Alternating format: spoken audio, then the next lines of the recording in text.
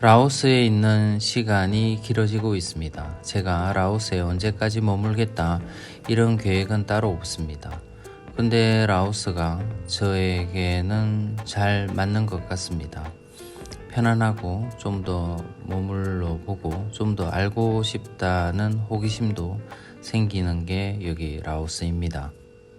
제 유튜버를 보신 분들은 아시겠지만 제가 라오스에 있기 이전에는요 여행을 한 1년 동안 했었고 베트남에서 6년 정도 지냈습니다. 베트남에 있을 때 처음부터 유튜브를 시작한 건 아니었고요. 코로나 시기 때 시작을 했었습니다. 유튜브를 하기 전에 제가 베트남에 머물 때 이런 생각이 많이 들었습니다. 베트남은 공산주의 국가고 조금 경직되어 있고 폐쇄되어 있을 거라고 생각을 했었는데요. 생활을 할 때는 우리나라보다 훨씬 더 자유롭다는 생각이 많이 들었습니다. 특히 이제 연애를 하는 방면에 있어서는 어떤 제약도 없었고 사람들의 의식이나 이런 부분들이 훨씬 더 자유로운 연애를 하고 있다고 느꼈습니다. 라오스에 대해서는 아직 잘 모릅니다. 그런데 라오스에 있으면 있을수록 이 나라는 조금 다른데 또는 이 나라는 참 독특한데 좀 다른 문화를 가지고 있는데 라는 생각이 들어서 점점 호기심이 생기고 더 알고 싶은 마음이 생기는 게 사실입니다.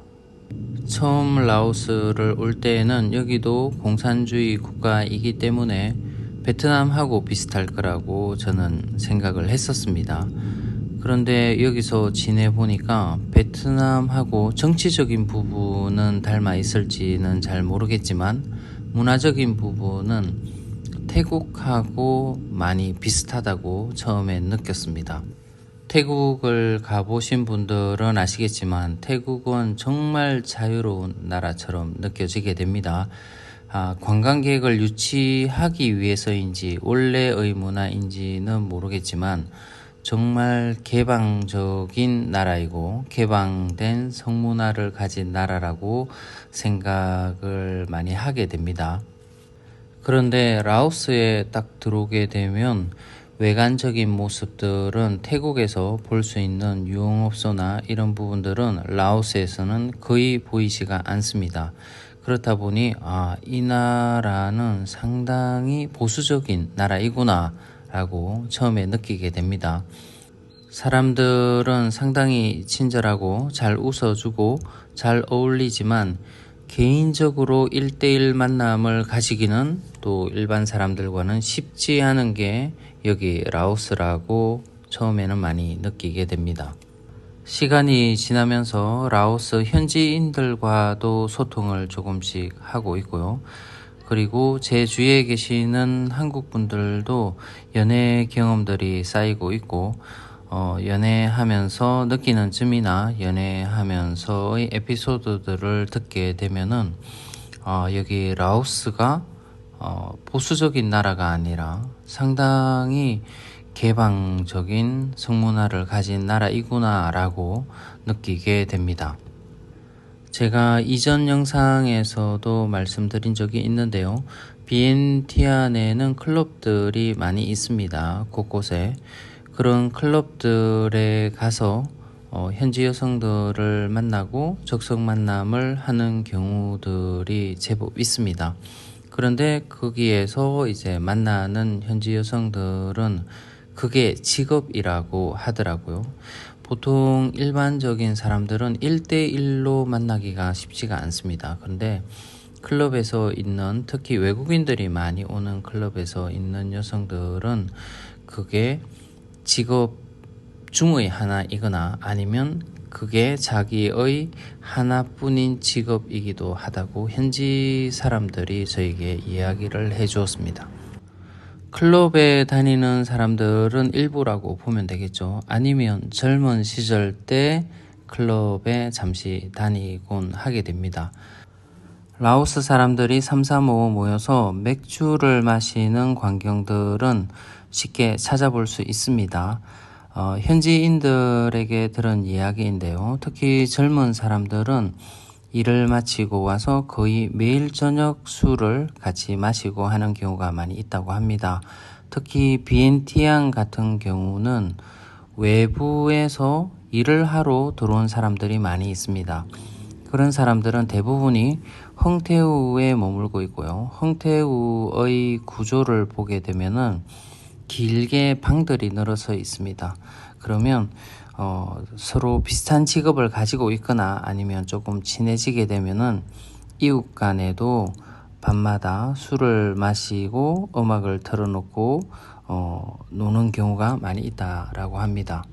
젊은 사람들이 자주 모이고 같이 술자리를 하고 하다 보면은 이제 연애를 많이 하게 되겠죠. 특히 이제 여자친구, 남자친구가 없다라고 하게 되면 연애 감정이 생기는 건 당연한 일이라고 보시면 됩니다.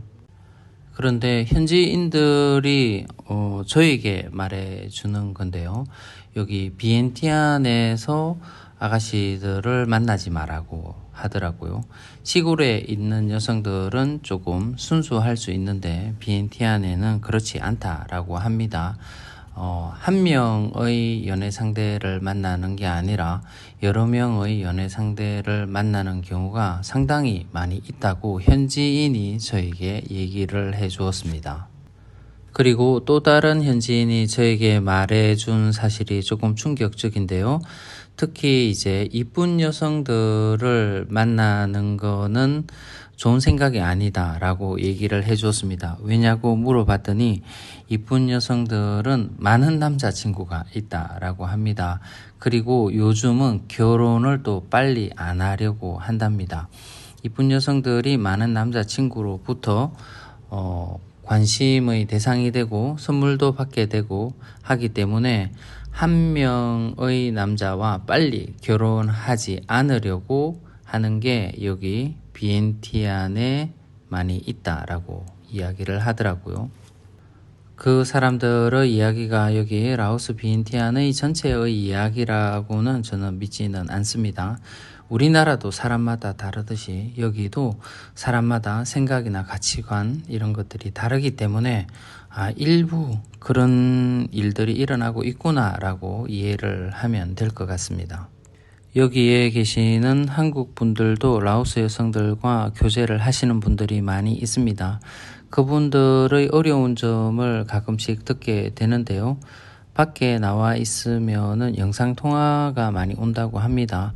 누구하고 같이 있는지 무엇을 하는지 사실 아직 말이 잘 안 통하는데도 영상통화를 해서 그런 부분들을 확인하고 싶어 한다고 하네요.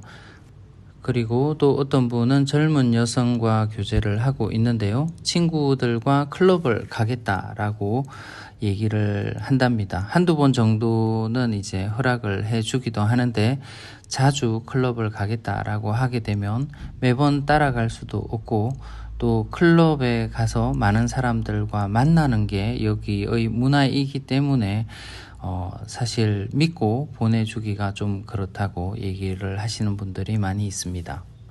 이건 다른 한국 분이 저에게 말씀해 주신 내용인데요.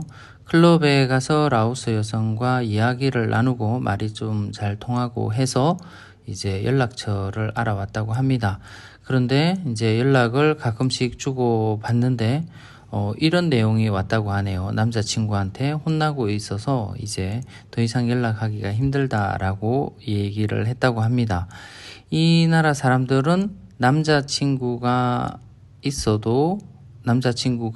몇 명이 있어도 솔로냐고 물어보면 솔로라고 대답을 한다고 합니다. 남자친구가 있느냐라고 물어보면 대부분은 없다라고 얘기를 한다고 하네요.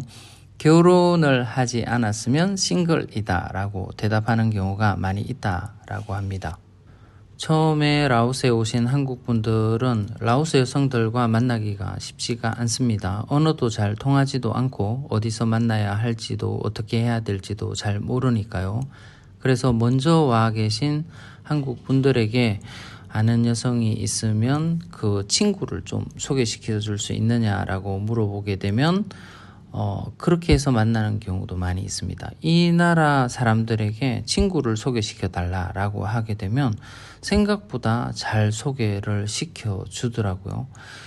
그 친구의 모습이나 사진이나 아니면 뭘 하고 있는지를 물어보게 되면 그런 부분들도 대답을 잘 해주게 되고요. 생각보다 쉽게 소개를 잘 시켜주는 편입니다. 그런데 소개받는 입장에서는 조금 괜찮은 여성을 소개받고 싶을 텐데요. 근데 소개해주는 사람들은 대부분 자기가 친한 사람을 데리고 오는 경우가 많이 있다라고 합니다. 외모가 출중하거나 참 괜찮은 사람을 같이 나왔으면 하는 기대감을 가지고 있는데 자기 친한 사람과 와서 그냥 같이 식사를 한번 하고 마는 경우도 많이 있고요. 그 친한 사람이 결혼만 하지 않았다라고 하면 남자친구가 있는 사람들도 많이 데리고 나온다는 점을 인지하셔야 될 것 같습니다. 또 다른 한국 분들에게 들은 이야기인데요. 지금 라오스 여성과 교제를 하고 있는데요. 근데 그 라오스 여성이 계속해서 의심을 한다라고 합니다.